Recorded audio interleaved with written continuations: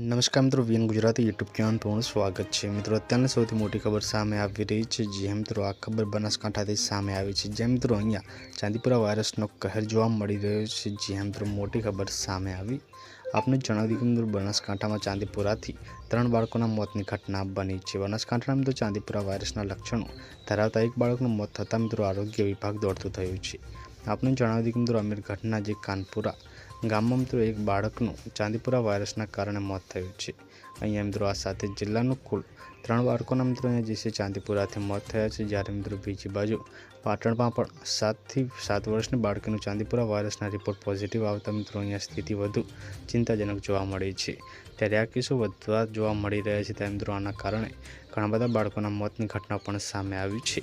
જેથી મિત્રો બાળકોને કંઈ પણ તકલીફ થાય તો તરત જ જે પોતાના નજીકના હોસ્પિટલનો સંપર્ક કરવા વિનંતી કરવામાં આવી રહી છે। પલ પલની વિડીયો મળતી રહેશે, મળીને માહિતીના વિડીયોમાં।